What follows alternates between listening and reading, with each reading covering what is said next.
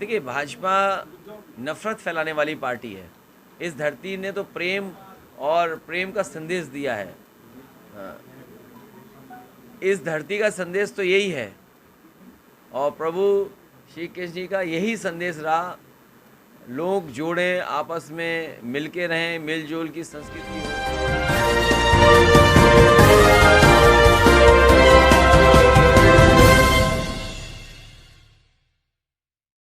नमस्कार, आप देख रहे हैं अपना पसंदीदा सच का प्रतीक यूट्यूब चैनल खबर बुलंद भारत। सपा के राष्ट्रीय अध्यक्ष अखिलेश यादव व सांसद डिंपल यादव ने किए ठाकुर बांके बिहारी के दर्शन। लोकसभा व विधानसभा उपचुनावों से पहले गोवर्धन पूजा वाले दिन सहपरिवार ठाकुर बांके बिहारी से जीत के लिए आशीर्वाद लेने के बाद उपचुनावों में मैनपुरी व खतौली की सीट पर प्रचंड बहुमत से जीतने व गुजरात विधानसभा चुनावों में पार्टी का खाता खुलने के बाद और लोकसभा में नवनिर्वाचित सांसद डिंपल यादव के शपथ ग्रहण करने से पहले ठाकुर बांके बिहारी के दर्शन करने वृंदावन पहुंचे अखिलेश यादव व उनकी पत्नी डिंपल यादव, जहां पार्टी के कार्यकर्ताओं ने अखिलेश यादव व डिंपल यादव का दुपट्टा व ठाकुर बांके बिहारी की तस्वीर भेंटकर स्वागत किया।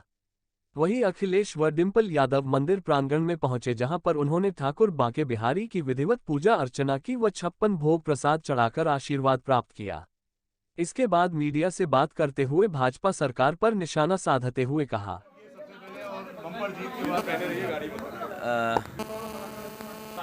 दर्शन मैं पहले भी करने आया था चुनाव से पहले, और वृंदावन पहली बार नया आया हूँ। मैं बचपन से लगातार अनगिनत बार मैं आ चुका हूँ।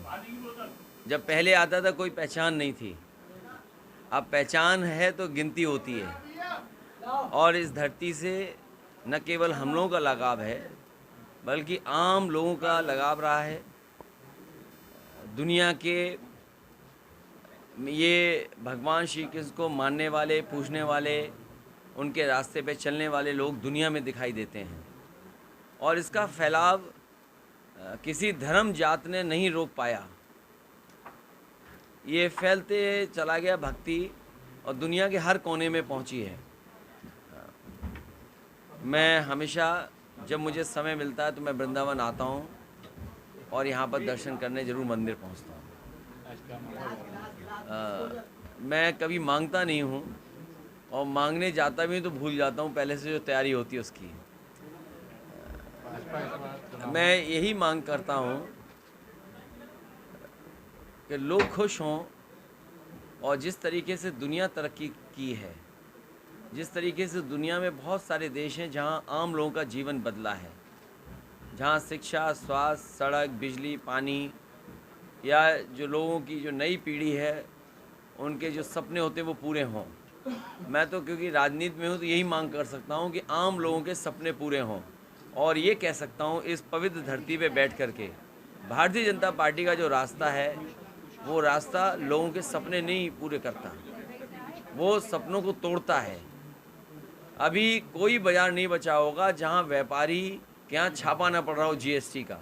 ये कैसा जीएसटी कानून बनाया जिसमें न जाने कितने संशोधन करने पड़े, और आज सरकार डराने के लिए व्यापारियों को, और ये भरोसा उड़ जाएगा व्यापारियों का। अगर व्यापारियों का भरोसा उड़ गया तो भारतीय जनता पार्टी शून्य पर पहुंच जाएगी।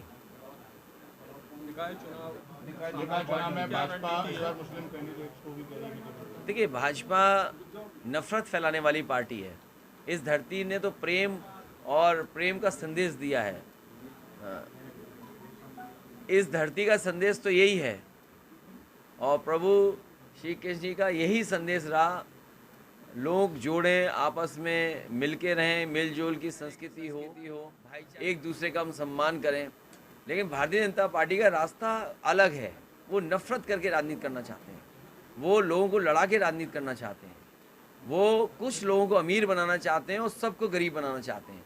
जिस समय इन्हें वोट चाहिए था, चना दे रहे थे, रिफाइंड तेल दे रहे थे, नमक दे रहे थे, गेहूं दे रहे थे। वोट मिल गया, सब साफ कर दिया इन्होंने। जिन्होंने सपना दिखाया था नौजवानों को हम नौकरी रोजगार देंगे, आज नौजवान भटक रहा है नौकरी रोजगार के लिए। और उसका आपने नाराज़गी देखी, अभी मैनपुरी में नाराज़गी देखी और आपने खतौली में नाराज़गी देखी। रामपुर तो बेईमानी की इन्होंने, केवल इसलिए कि उन्हें जीतना है, अधिकारियों को लगा के, पुलिस फोर्स लगा करके वोट नहीं पड़ने दिया और जीत लिया चुनाव। तो ये समय आता है, खराब लोग हमेशा रहे धरती पर और उनका अंत होता ही होता है। मायावती कह रही हैं कि रामपुर और मैनपुरी में फिक्सिंग है।